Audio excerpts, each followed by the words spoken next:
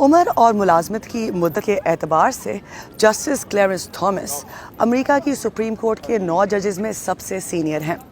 انہیں George Bush نے supreme court کے لیے نامنیٹ کیا تھا۔ وہ امریکہ کی سپریم کورٹ کی تاریخ کے دوسرے سیاہ فام جج ہیں۔ پرو پبلکا ایک نان پروفٹ ادارہ ہے اور یہ اختیارات کے غلط استعمال کی انویسٹیگیشن کرتا ہے۔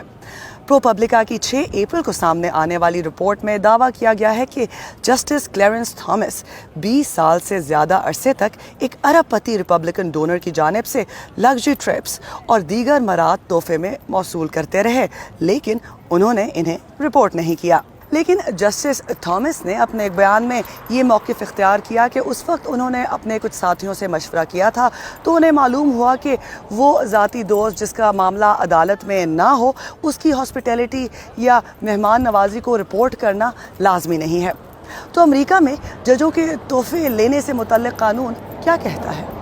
اس حوالے سے امریکہ میں قانون سازی کرنے والی گورننگ باڈی کو the Judicial Conference of the United States کہا جاتا ہے، اور ان کے کوڈ آف ایتھکس میں جو تمام وفاقی ججوں پر لاگو ہوتے ہیں اس میں ایسے رولز موجود ہیں جن کے تحت ججوں کو ان تمام گفٹس اور ایسے دوروں کی اطلاع دینا ضروری ہے جس پر اخراجات کسی اور نے ادا کیے ہوں۔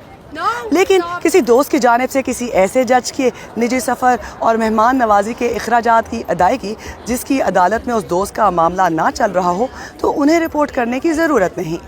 امریکہ میں عدالتی نظام میں ججز کی اکاؤنٹیبلٹی یا جواب دہی کے معاملے پر بحث تو کئی عرصے سے جاری ہے، لیکن حال ہی میں مارچ میں اس حوالے سے قوانین کو سخت کیا گیا، اور ان نئی سختیوں کے مطابق اب ججز پر تحفتاً ملنے والے سفر کے اخراجات اور کسی نجی پراپرٹی پر ذاتی سطح پر کی جانے والی دعوت یا مہمان نوازی کے بارے میں رپورٹ کرنا بھی لازمی ہے۔